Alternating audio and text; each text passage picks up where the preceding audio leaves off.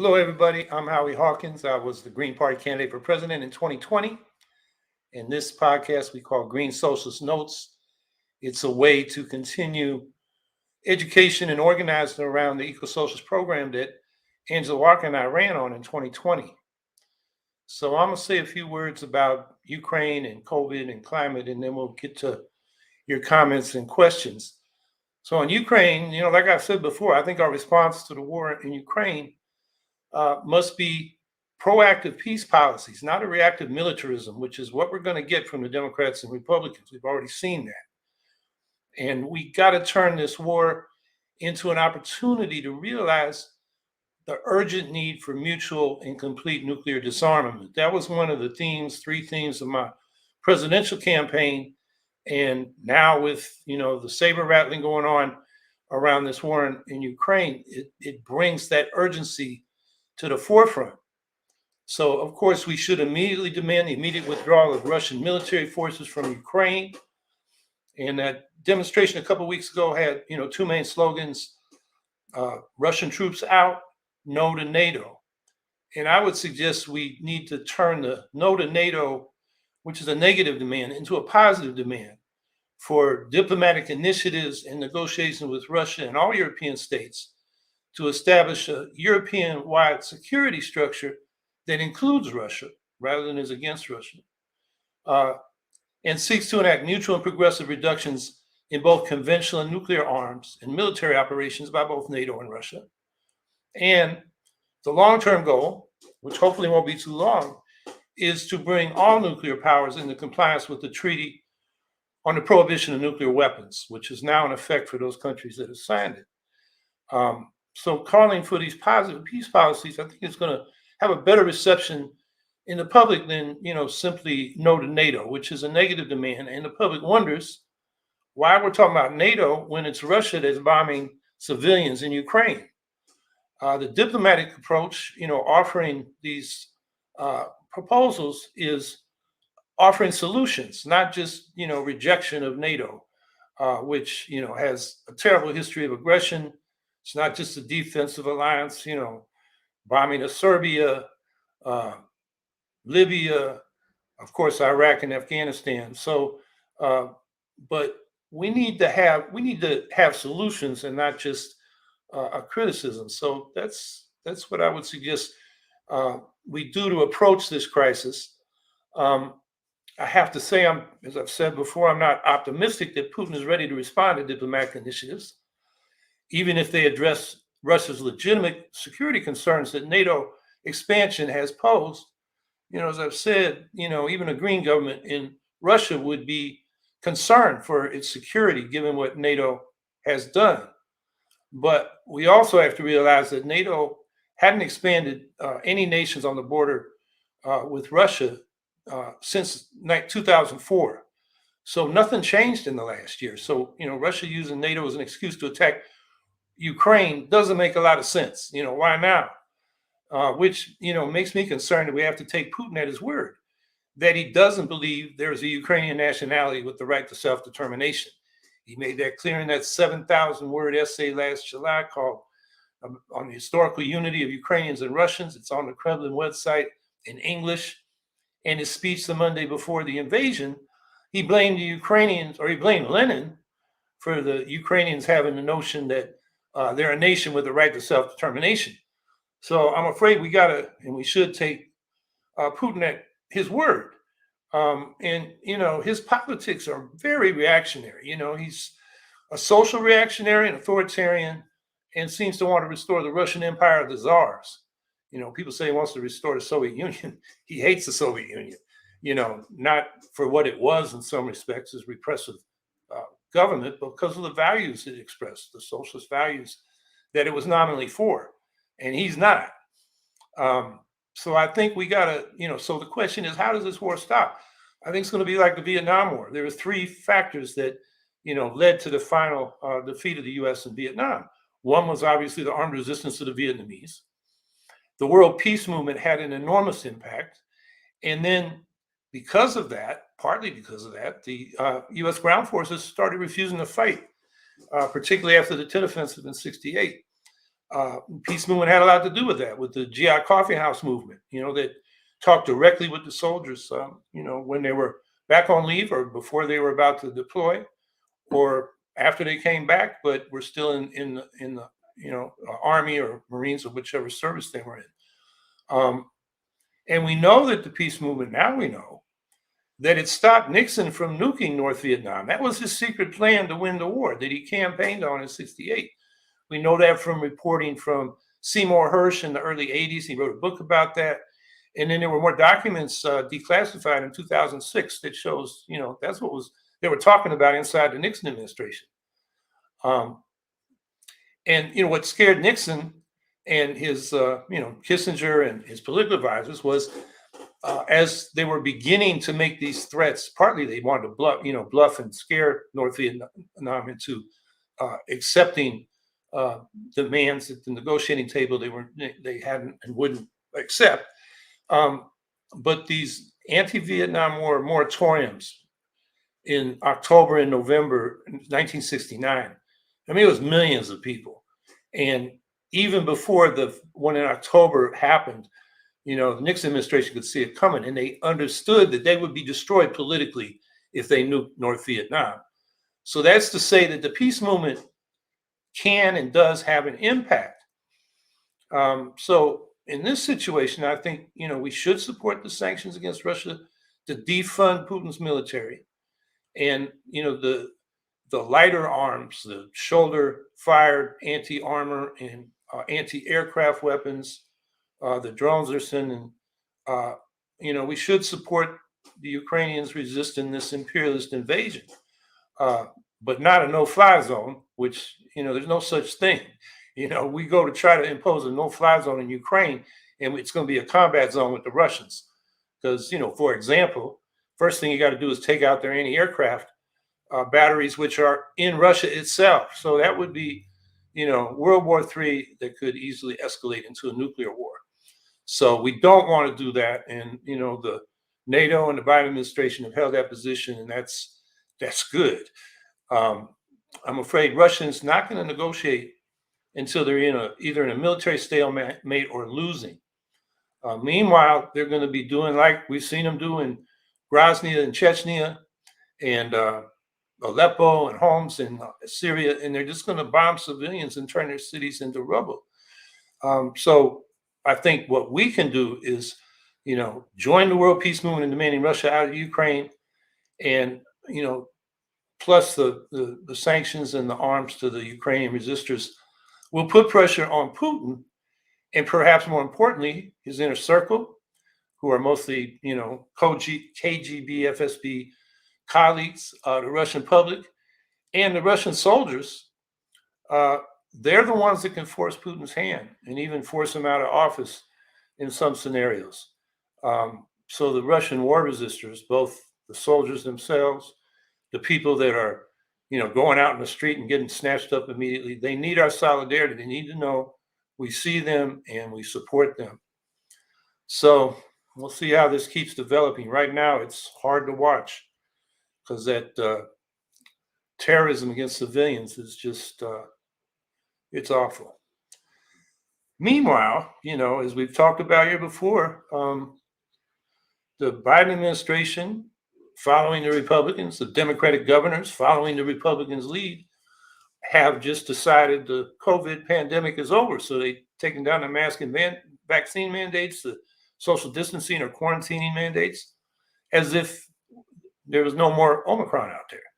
But right now we know that this Omicron variant BA2 is spreading in Europe, which has happened in the past. It hits them first and we're next. Dr. Fauci is even worried that we've, dropped our public health measures too soon.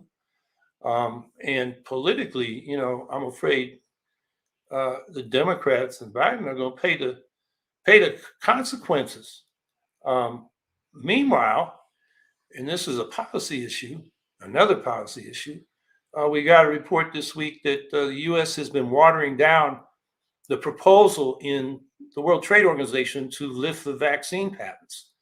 And they've done this dirty trick where they're going to lift the patent on the vaccine formula itself, but not on the related patents concerning the manufacturing technology for the vaccine, which means they're not going to be produced around the world, even if they pass this watered down resolution in the WTO. And Public Citizen blasted the Biden administration this week for that. Last year, Public Citizen pointed out that the U.S. could vaccinate the world for $25 billion, or that's 1/3 of 1% of the Pentagon budget. And that would do more for our security than probably the rest of the budget. It's just unfathomable that they're protecting the pharmaceutical industry this way. And I called, and Jill Stein joined me in a release, I guess it was back in December, calling on Biden not only to support that stronger WTO resolution, but also to use his many authorities with the Defense Production Act and patent law to unilaterally lift the sanctions, or lift the patents, produce the vaccines, and get them out to the world's poorer countries, where the low vaccination rates means COVID can evolve into new variants that'll come back to bite us. And it's just kind of astonishing to realize that, Trump's COVID response was, was full of lies and ignorance. I mean, he's the guy that's sitting in the news conference. Maybe we can inject ourselves with disinfectant. I mean, the guy is such an ignorant fool. But more people have died under Biden's first year than they died under Trump's, even though we've had the vaccine since Biden came into office, which all, just makes me think what I said when I was campaigning. The U.S. is a failed state because it can't deal with issues like climate crisis. And at that time, the COVID pandemic, I was right, unfortunately. And the last thing I'd like to say a few words about is the climate crisis. Part 2 of the International Panel on Climate Change's 6th assessment report came out a couple of weeks ago, and most of us don't even know what's in it. It's been buried in the news because the news has all been about Ukraine. But that war gives us all the more reason to demand a crash program for 100% clean energy and zero emissions within a decade. That's what we were campaigning for, an eco-socialist Green New Deal. And now it would help defund Putin's war machine, because he wouldn't be able to sell his oil and gas and coal to Western Europe, as well as fight climate change. So we just have another reason. But let me just review a few of the findings in this latest report from the National Panel on Climate Change. They say that the climate catastrophe that we're into is more serious than the models have projected. Its effects are coming faster, and they're worse than was predicted. And the IPCC has been more conservative than the scientists would like it to be, because they have to get everything approved by the nations of the world, including the Saudi Arabias, the Russias, and the United States, that really don't want to acknowledge or move on climate change. But one of the findings of this report is that ecosystems everywhere have been affected by climate change, but particularly in the polar and equatorial ecosystems, where the limits of adaptation are already exceeded, which means they will not be restored and won't regenerate themselves naturally. We're going to have to help them. And then, because of forest and peatland fires, the drainage of wetlands, and deforestation, forests, peatlands, and wetlands have become carbon emitters where before they were carbon absorbers. And that includes now the Amazon rainforest, which is one of the biggest carbon absorbers in the world. Another thing that's going on is the productivity of agriculture, forestry, and fisheries is declining, which poses a threat of famine, because we won't be able to produce enough food. The report says 3.3 billion people, that's almost half the world's people, most of them in the poorer countries of the global south, face climate changes that are already affecting their secure access to food and water. And then they go into the cost of adapting to global warming and saying it's increasing much faster than has been they had come up with in the past, when these global conferences, the COP, Committee of the Parties, or Conference of the Parties conferences, It came up with a goal of $100 billion a year that the global north promised to the global south for a green fund to deal with adaptation and compensating for loss and damage, and to help these countries make the transition to clean energy. Well, that $100 billion they're nowhere close to meeting that. That was $100 billion a year. They haven't met $100 billion in the decade that program has been in existence. It's pathetic. And the report says it's going to take between 127 and $290 billion a year over the, between the in the 2030s and 2040s. But it says, that's a rough estimate. It could go up to as much as 100 billion a year. That's $1 trillion a year. Even our eco-socialist Green New Deal budget only allocated $200 billion a year over those 10 years, or 2 trillion over 10 years. And this new report from the International Panel on Climate Change, and ours was the most generous I've seen anywhere in terms of its contribution to a global Green New Deal.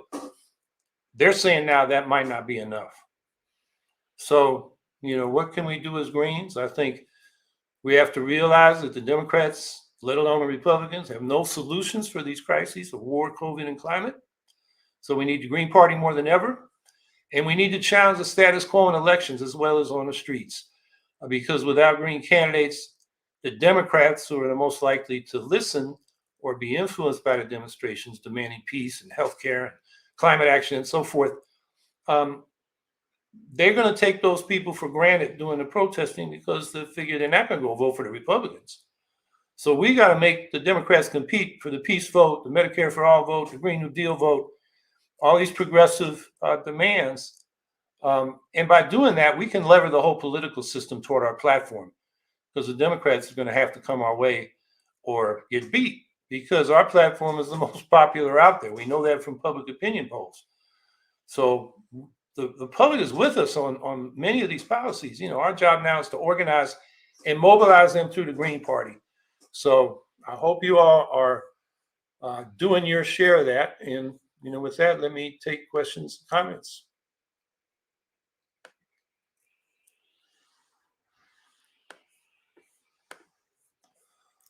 Jason Goatzinger, there is no meaningful response to the challenge of climate change.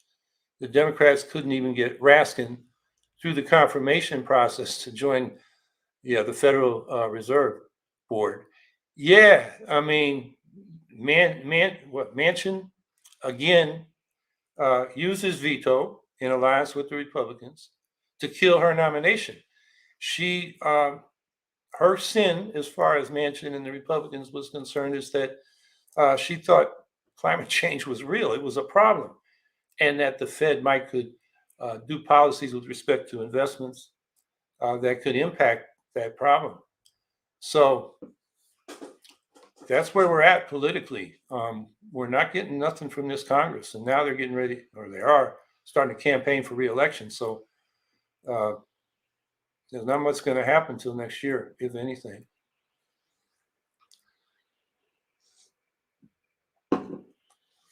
Dean Crumplin, Cuba is already trying to do this, to provide vaccines to the global south, despite the criminal embargo by the United States. Maybe you are not going far enough, Howie. Maybe these pharmaceutical oligarchs need to be imprisoned, their assets seized, and the pharmaceutical industry nationalized. Yeah, I've called for turning the pharmaceutical industry into a socialized public enterprise. It's one of those industries that provides something that ought to be provided to everybody by right, not as a buy or die commodity. And the pharmaceutical oligarchs, we did imprison, or that one guy that was price gouging with, forget the drug, and have gone after some of the people on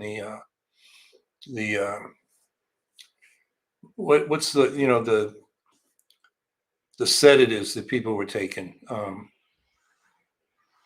I don't know, I'm forgetting their names, but the name of the drugs. But so there's been some of that. Yeah, their actions, I'm not a lawyer, did they violate actual statutes on which you could prosecute them? If they did, definitely they should be prosecuted. But I think the most important thing is to bring that industry under public control so that it is operated for the benefit of the people, not for the private profit of oligarchs. And as far as Cuba, yeah, Cuba, and I have my criticisms of Cuba, but what they do in their healthcare sector and what they do to try to, train doctors from around the world, including we have a woman here in Syracuse who got her medical degree in Cuba, um, and was obligated to do community service. It was here in the United States.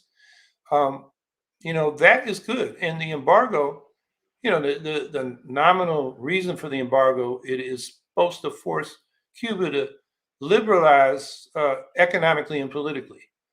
Now, I don't know if economic liberalization in the form of, marketization is a good thing, but political liberalization would be. But it hasn't happened. The embargo, just gives the the people, the hawks or the law and order people in countries like Cuba that we sanction, an excuse to get more repressive.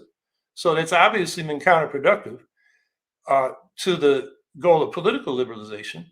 And then, the U.S. government was upset when, Cuban doctors went to Italy to help them in the pandemic. I mean, come on, they were there to help. How can you criticize that? They just criticize them because they were Cubans. It's ridiculous. So yeah, the embargo on Cuba should be lifted. Let the Cubans take care of the Cuban government, and in the meantime, let's us take care of our pharmaceutical industry and make it a public utility. Scout Trooper 164. Also, Howie, what do you say to the Hunter laptop being revealed to be real and an investigation is going on? Um, yeah, what do I have to say? I mean, the investigation should go on for any laws he violated. Um, I don't think the question. Okay, I guess there was some people, and there was some information coming out when it first when the laptop first showed up that it was some kind of operation by Russia. Um, how did they find it at the time they did, and did they plant documents on the laptop? But I guess the laptop reveals some of his escapades with drugs and prostitutes, as well as his business dealings in Ukraine and elsewhere. So um, I think he should be investigated for any criminal violations he did and prosecuted if they find enough evidence, no doubt. Scout Trooper 164. By the way, the UK Supreme Court won't hear Assange's extradition appeal. Yeah, and my experience with judges here in the United States with respect to ballot access is they're hacks. They do what their party wants them to do. So, in our cases, Republicans voted to put us on the ballot and Democrats voted to put us off. It was a party line vote. Didn't matter what the facts or the law said. So I expect, the court in the UK is under a lot of pressure from the UK's big brother, the United States government. And it's a shame. I mean, Assange should be freed. He was publishing, he is a journalist. And if he's convicted, then every journalist is under threat. And around the world, not just in the United States, because Assange was doing this overseas. So, you know, it's a bad situation. And how he's been treated in prison and might be treated here is another concern for his health. But, he should be free. And that's what I advocate. Emil Sachs, HH. Please explain in detail how sanctions would hobble their military. I have my doubts that sanctions could be a scalpel rather than a blunt instrument, also ultimately leading to nuke exchanges. Um, well, the biggest sanction would be oil and gas, and them not being able to sell oil and gas. And coal, which is their biggest source of foreign exchange, a big source of money for their budget, and that would hobble their military because they have limited resources. It is a blunt instrument, that's gonna affect average people in Russia, average people in Europe. We're gonna pay more at the gas pump. But if you're trying to stop an invasion, an aggressive military, it's going to take some sacrifices. I don't think it's going to lead to a nuclear exchange, not the sanctions. Um, I think Putin has done some saber rattling, but I think he's still sane enough to know that, if he, started using tactical nukes, say to stop supply route of weapons or humanitarian supplies from Poland, um, that would start a nuclear exchange that he would lose, but all of us would lose. So I don't think he's going to respond to sanctions with nukes. Um, so I don't think we need to worry about that so much. But we do want to bring this war to an end as soon as possible, because even if Putin doesn't intend to start something, if one of his, they apparently used hypersonic missiles in their strikes yesterday, which are, 5 times the speed of sound. There's no anti-aircraft system in the world that can stop them at that speed. Um, if one of those misses its target and hits a NATO country, then we might be in trouble. And it could cause NATO to respond, and you have a war between NATO and Russia, nuclear powers, and it could, become a nuclear war. So I think we just got to push hard in the ways I said. We got to demand Russia out. World Peace Movement is doing that. We need to stay on that. Periodic demonstrations are not enough. We got to have green candidates running on that. And then, well, we need to hope that will reach the Russian public and their military, so that they don't, withdraw support from this war. And the Ukrainian resistance, if they can bring the war to a stalemate, or Putin is losing, that may bring them to the negotiating table where they can, get out of this war. But it all starts with, the peace movement being visible, persistent, consistent, and that will have an effect even on Putin, because it will affect his base of power, which is, in the last instance, the Russian public. There's a historical tradition in Russia. When they lose wars, they have fundamental changes. After the Crimean War, they lost. The serfs were freed. After the Japanese kicked their butt in that war out, in the or the Russian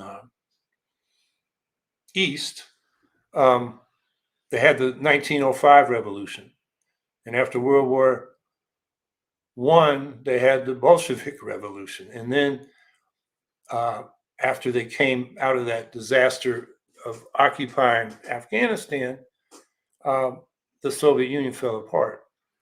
So Putin may have put himself in a difficult situation where uh, the public, his soldiers, and particularly the elite around him. People say it's oligarchs. It's really a bunch of relatively small circle of KGB, FSB. They call them the Soloviki, the hard men. Um, some of them, in fact, Putin's already put his 2 top intelligence people in under house arrest. So we already see fissures in the inner circle. But the peace movement, that's what we can do. That can put more pressure on, the Russian government to get out of this aggressive war.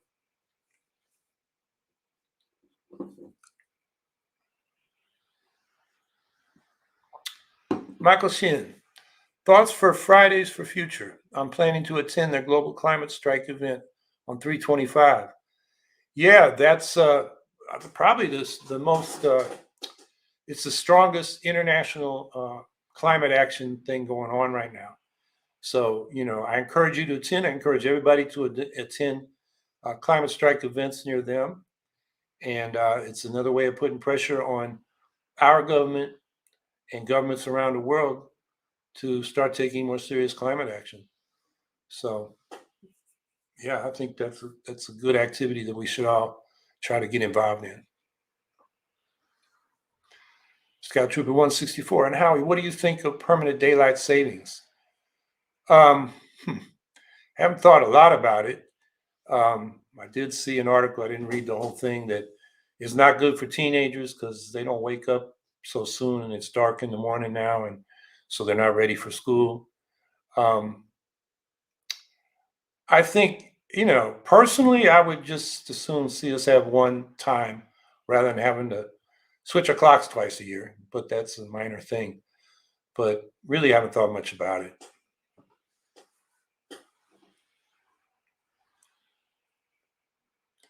Frankie Lee, Howie, what are your thoughts on the third party summit this weekend? And will you be speaking slash interviewed again?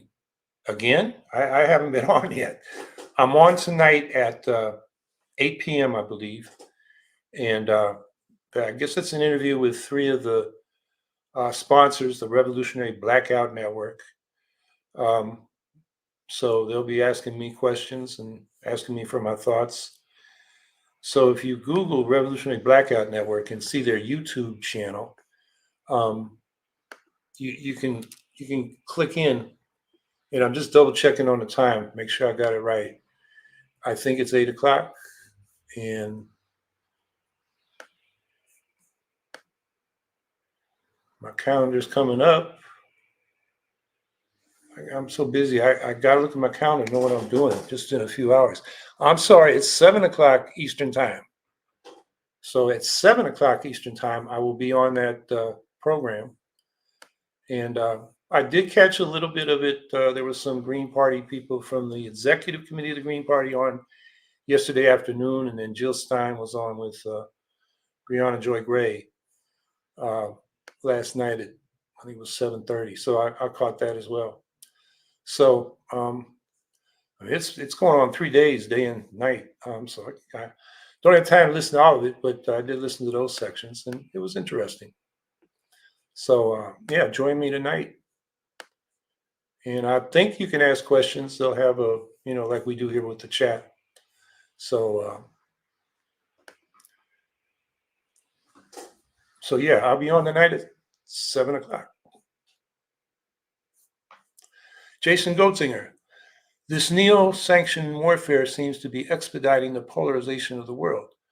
We are solidifying two powers or axes of power, and we know where that leads. Notice in the news recently, there was a big oil deal done without the US dollar. Yeah, I think the US way overdoes sanctions. I mean, there are like 35, 40 countries we have various sanctions on. Um, I think there is a place for sanctions. We did it against apartheid South Africa to good effect in the 1980s when it finally really got implemented. Although the liberation movement in South Africa and the other, white ruled nations in Southern Africa were calling for it since about 1960. So it took a long time to get those sanctions implemented. But once they were, the white elite of South Africa decided, they had to choose between doing business or keeping their apartheid system, and they decided they wanted to stay in business. And then we had the BDS movement, boycott, sanctions, divestment sanctions in Palestine, Israel. And what's common in those two cases is those sanctions were asked for by the oppressed people. Very different than when the U.S. engages in sanctions, which are basically economic warfare.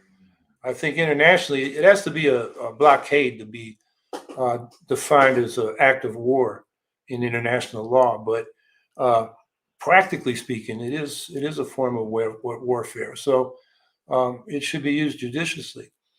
We're solidifying the two powers or axes of powers. I think it's more complicated than that. Obviously, Russia is a minor imperialist power going into Ukraine. China is a huge force in the world. Its activities overseas are more economic, and sometimes they're mutually beneficial. In some cases, it can be argued they're exploitive.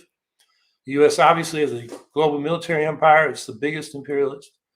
You have smaller imperialists. You got Iran moving into Iraq and Syria. You got Turkey engaged in the civil war in Libya, as well as the Syrian conflict.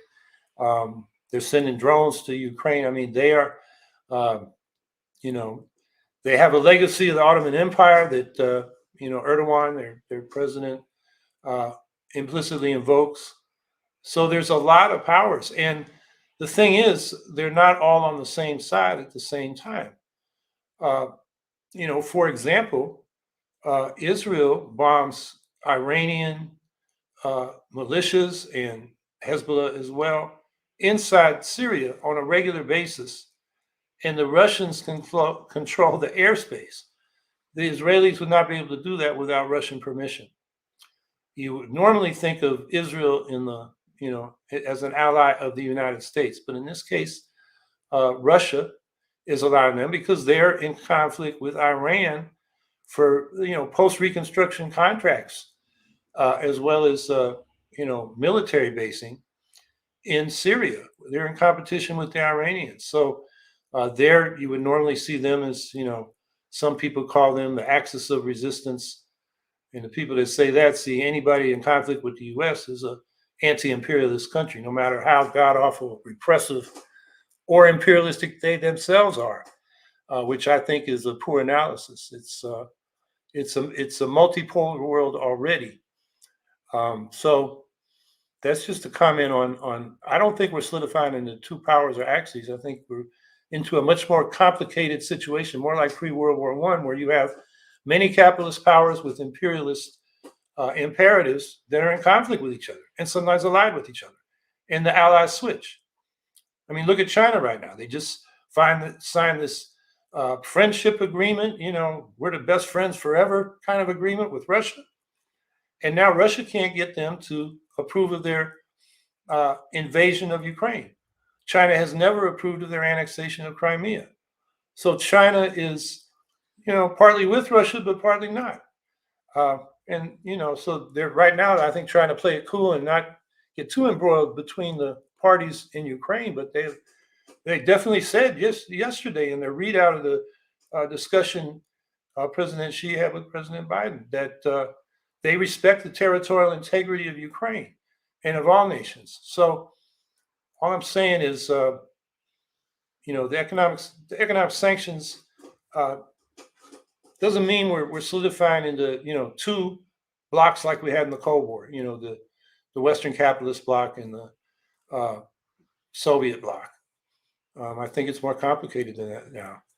And there's been a lot of talk for many years about how these countries are going to start doing their transactions without the US dollar, which is the world's reserve currency. And some people think it's going to happen overnight. I think it's going to take longer, but there is, in the long run, the odds are against the US dollar remaining the reserve currency or the only reserve currency.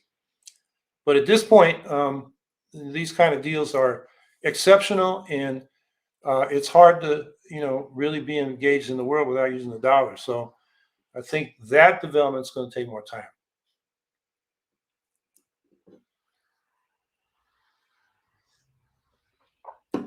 Adam Guyman, I wish that Medicaid and Medicare would pay for naturopathic doctor, which they will not do today. What we need to do is have a Medicare for all system like we proposed in our campaign. We really want a public health service, socialize the whole system, but have it under community control, a democratic public control. So what we propose that you have local health boards elected by the public that then federate at the state and national level to coordinate the whole system. And within that, then you could decide what medical services should be covered. Now, naturopathy, I actually went to school with a guy who became a naturopath, if I'm pronouncing that right. And as I understand, it's kind of a combination of chiropractic and advice for diet and that kind of thing. And, so then the question is, should it be covered by this public healthcare system? And if it's controversial, which I guess naturopathy is, that should be democratically discussed and decided by the people. So I think that's the best way to handle questions like that, rather than, take a position one way or the other and then lobby these bureaucratic top-down systems of Medicare and Medicaid. I mean, they can't make the decision anyway. You got to get it out of Congress. So I guess you could call it democracy, but it's a lot more indirect and complicated, and then influenced so much by, the lobbies, the medical, the doctors' organizations, the pharmaceutical industries, the hospital corporations. So it's really not a level playing field.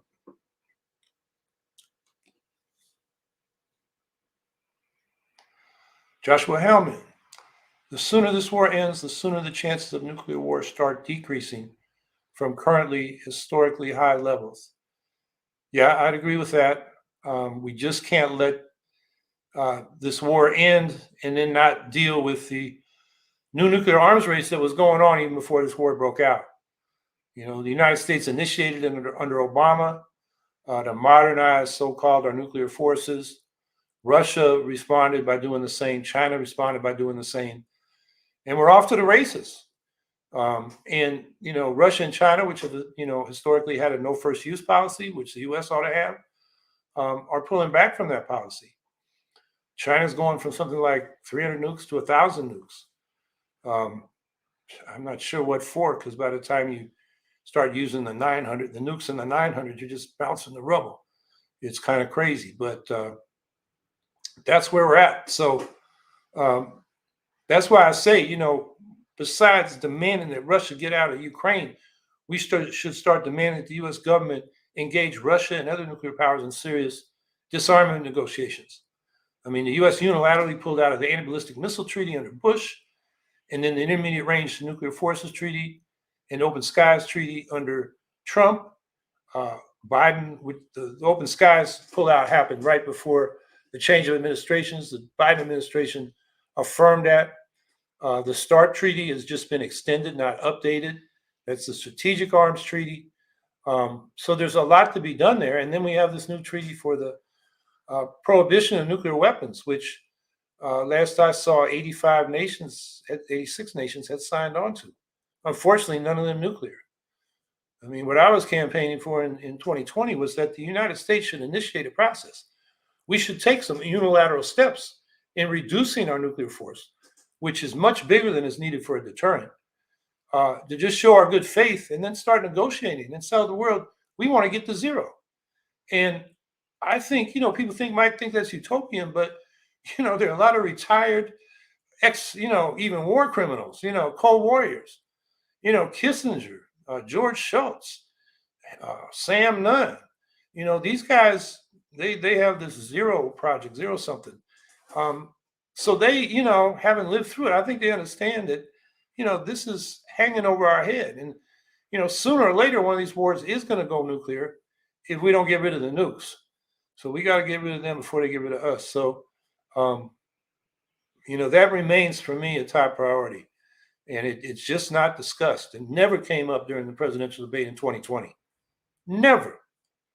I mean, what the hell is the media doing? You know, I mean, they do a piss poor job of you know, getting these candidates to address life or death issues like the nuclear arms race. It's a sad commentary on the state of our, you know, public discourse.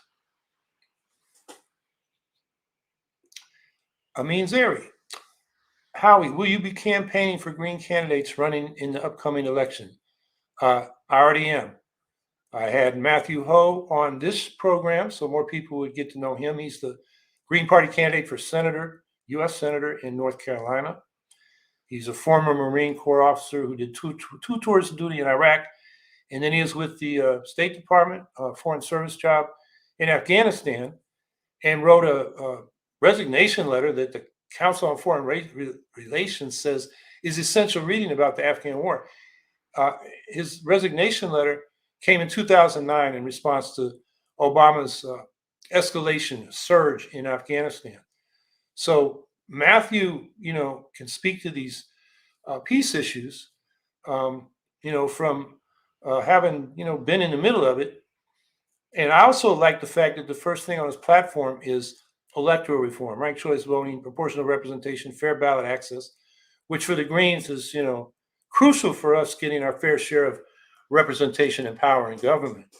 And he's got all the good positions, you know, Medicare for all and so forth. So yeah, I'm actually in the middle of writing him a fundraising letter, and he's going to be on this podcast again on April 2nd in 2 weeks. So yeah, I'm going to be supporting Green candidates. and particularly Matthew Ho. I think he is somebody who, if we can get him on the ballot, I mean, people should go to his website. It's Matthew Ho. His last name spelled H-O-H. And they need money to hire petitioners. They got to get 14,000 good signatures by the middle of May. That's definitely doable, but it's got to get done. They have much longer time than, say, we have in New York. We got 42 days to get 45,000 signatures in April and May. So on the other hand, you got to get your butt off the couch and get out there and get the signatures, or pay people to do it. So I urge people to look at his website, see what he's saying, contribute some money. And if you're in North Carolina or within driving distance, contact them and help get some signatures. So yeah, I'm going to do all I can for our Green candidates.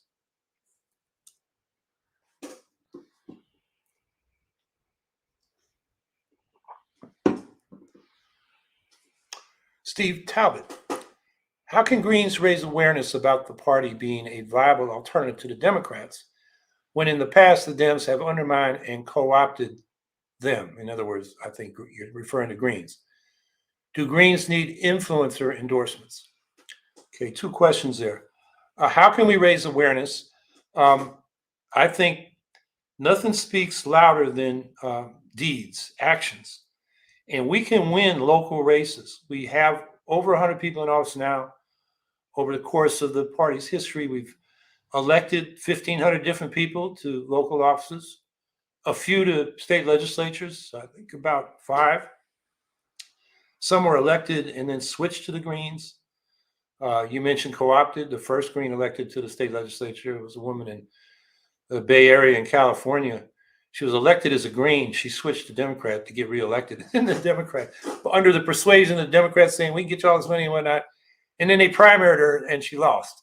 So, it's better to stick to what you believe in and lose with a good conscience than to sell yourself out and then lose anyway. Good Lord. But anyway, so I think the more we elect, then the more we can point to, look, we're in office. We won elections. And the more we do that, then the more we can run for state legislatures and the House of Representatives and be viable alternatives. And we'll have candidates who have had experience running these local races. So I think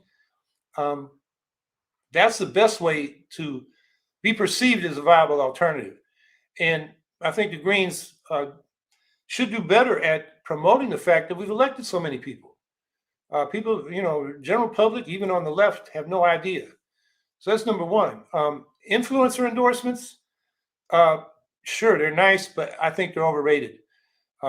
Most people don't vote for somebody because, somebody they influences them says so. They vote for their candidates if they know them based on who the candidates are and what they stand for. If not, they vote for their party, because it's a shorthand. They figure if the person's in this party and I know what that party stands for, then it's probably what that candidate stands for. So, I'm not going to reject any influencer endorsements, but I think it shouldn't be a high priority for us. We should really focus on talking to regular people who vote, building an organization that does that on a consistent basis, deep canvassing by our locals so that people get to know us and trust us. And that trust is a big part of why people vote. They will vote for people they trust as sincere and honest and at least caring about them, even if they don't agree with them on policy. Because, that's just, people vote as much with their guts or more with their guts than their heads. So I think and it's been proven that deep canvassing, that's the kind of thing where you knock on the door, you listen to people. You're not there preaching about your position. You're listening to see what people are concerned about. And then you can bring in your position after you've heard what their concerns are and try to relate to them. That kind of canvassing is the most, political scientists have found this out, it's the most persuasive form of political messaging there is. And it's a way for the Greens to get out of their, silos and meet regular folks that aren't already, with the Greens and, broaden our base. And we need to do that in our locals. And I think that's how we influence people to come and support the Greens, It's probably the most important thing we got to do. And then we also got to have enough candidates. We need more people to step up and run, not just to be on a ballot, just to raise the flag, but to really run and campaign and talk to people like you're serious, like you want to win. If you're not doing that, it's probably not best not to be on the ballot, because then people won't take us seriously. So those are some of my thoughts about that question.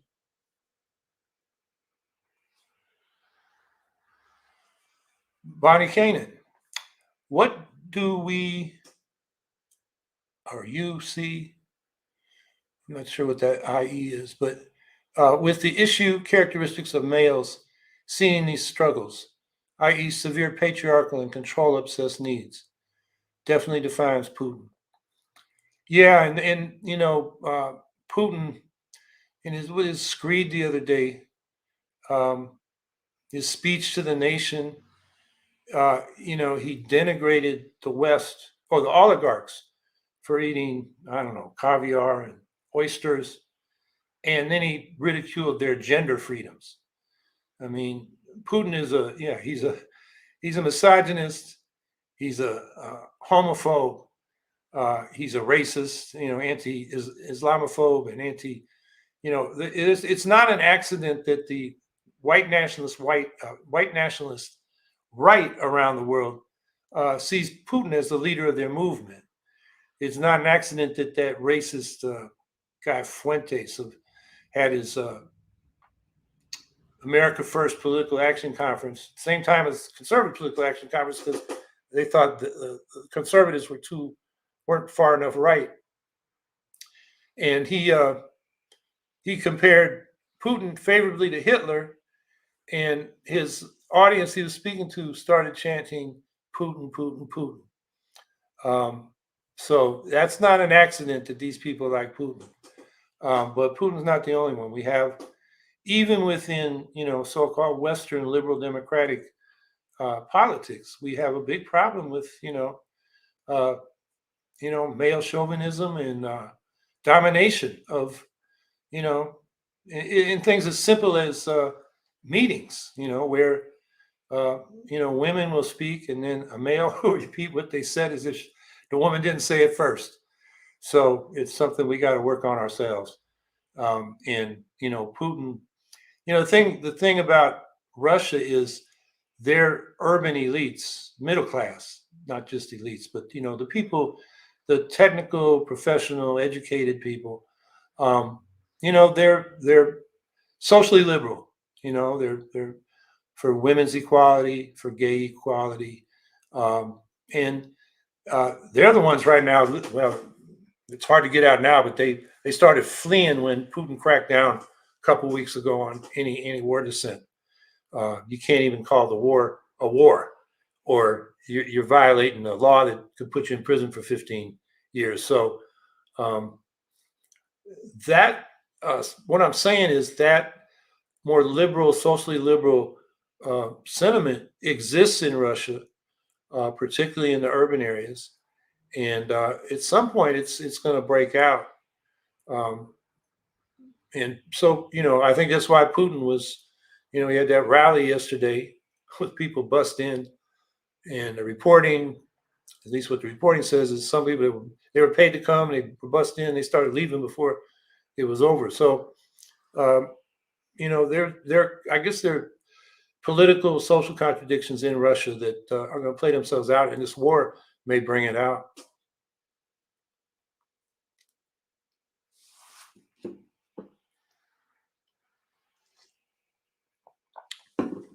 Lana Dell hates the clock. Dump the incumbents. Yeah, can't argue with that. That's what we're here for.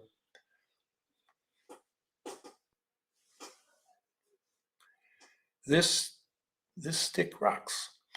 I believe that the left will forever be a marginal political force until we unite all or most of the factions. Howie, how do you plan to do that? I actually think what we need to focus on is uniting the people. The political factions, they're divided for some ideological reasons, sometimes just personal power reasons. and it's like herding cats. And if we did all get together, it wouldn't be that big. Now, my campaign for president, we sought out the support of independent progressive parties that are state parties, as well as national efforts. And we did get the Socialist Party USA nomination. We did get the endorsement of some socialist political groups, but we did not get the support of these state independent progressive parties. The Movement for People's Party didn't want us at their convention that was held in August during the campaign. So I don't think that's a good focus for our efforts. We should be open. I think we do have examples of that in the Green Party. The Green Rainbow Party of Massachusetts was a merger of the Green Party and the Rainbow Party, the one rainbow coalition that didn't go back into the Democratic Party with Jesse Jackson after his 1988 campaign. And then they merged with the Greens. Same thing with the DC Statehood Party. The Statehood Party was already there. The Green Party came along. And soon they decided we're about the same things. We should be together. So it's now the DC Statehood Green Party. So I'm not saying I'm opposed to coming together with people that agree. I'm just saying a lot of these groups on the left are small for a reason. They're pretty sectarian. And too often there are individuals who think that they're personal fiefdoms, which I think is one of the reasons the Greens, despite all our problems, have survived. We have, lots of leadership at the local level that has sustained this thing.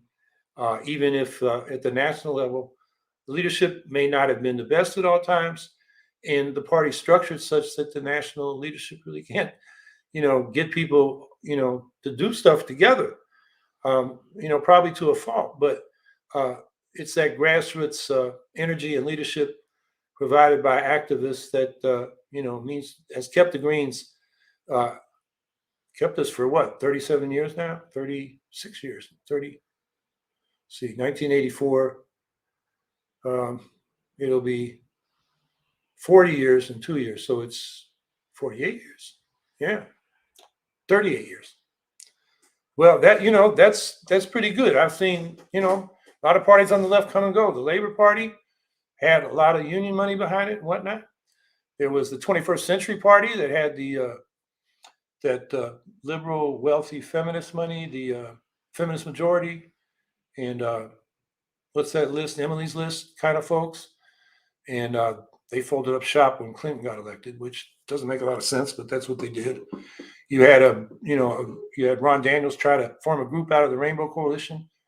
It was called the Tomorrow something. Anyway, he ran a presidential campaign that didn't catch on. The new party became the Working Families Party, really a faction of the Democratic Party. So all that has come and gone while the Greens have just kept plugging away. So that's, I think, one of our strengths. We're structured such that initiative at the local level, is what keeps the thing going. And where it's good at the local level, it's not a marginal force. I saw, and I can't keep up with the chat, but I saw somebody mention Gail McLaughlin in Richmond, who was the Green mayor of Richmond for 8 years. She left the Green Party for Bernie Sanders and remains now an independent, but she's still back on the city council and the Richmond Progressive Alliance, which she's a part of. Local elections in Richmond are nonpartisan, as they are in California. They have beat Chevron, who's backed, more conservative slates time after time over the last now, 6, almost 20 years. So, that's the kind of thing we should replicate in localities across the country. They're not a marginal force in Richmond. They're the dominant force.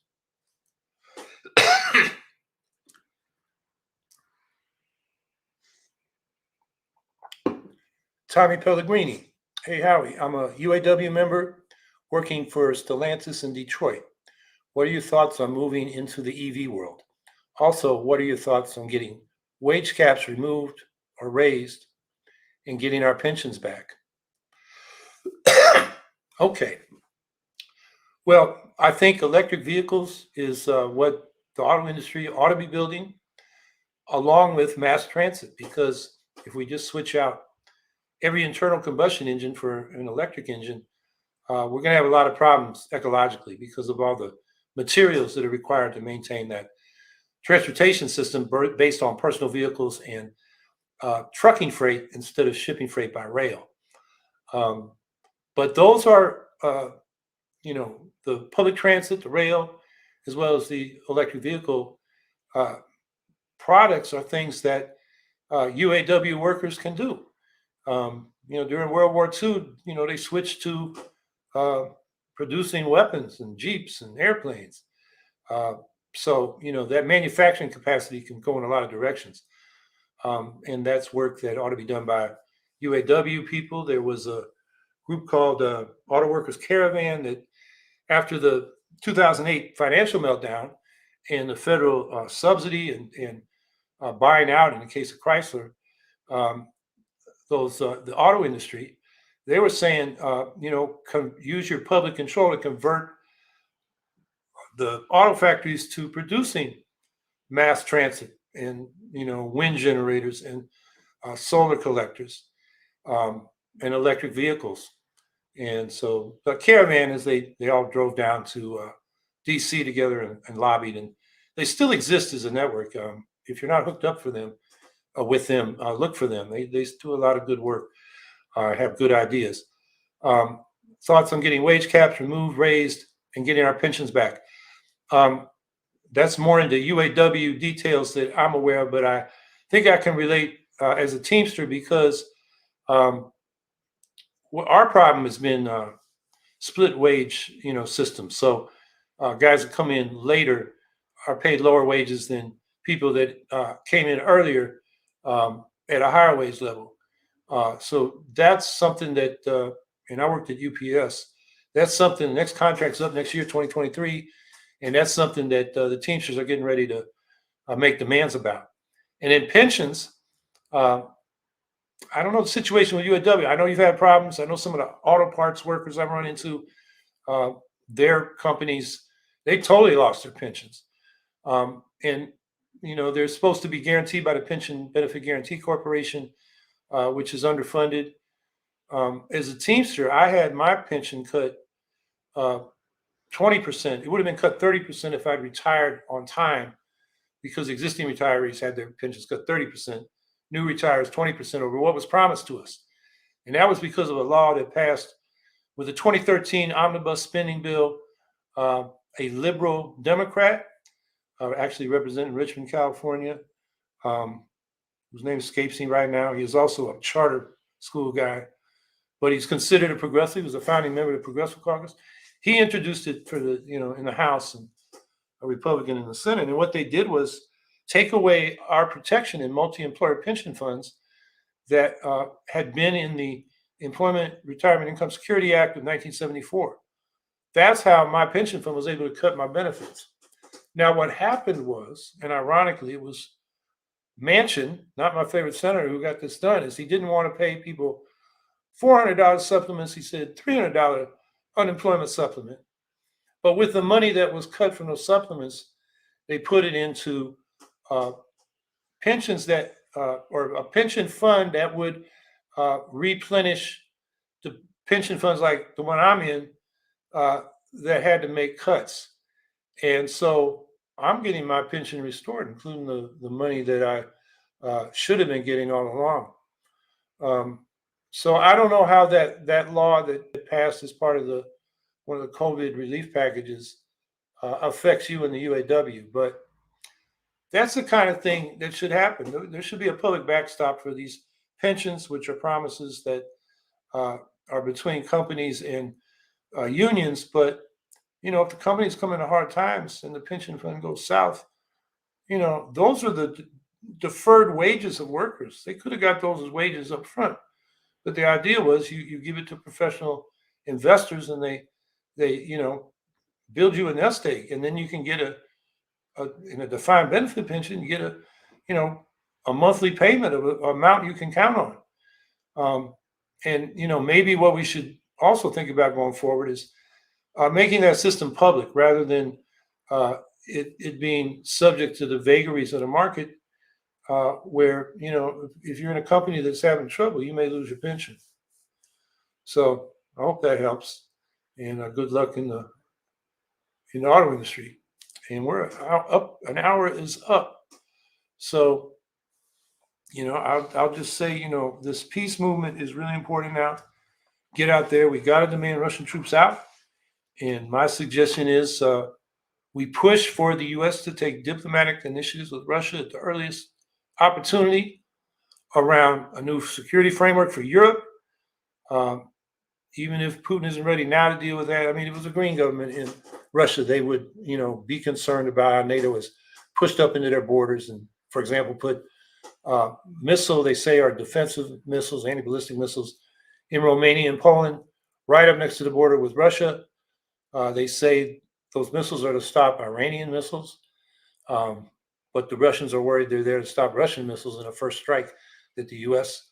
might do. So those are legitimate concerns, and we should address those and push on from there to conventional and nuclear disarmament in the European region and then globally toward getting rid of those nukes. No nuclear power and no nuclear weapons. So have a good week. We'll be back next week, and then in 2 weeks, we'll be here with Matthew Ho.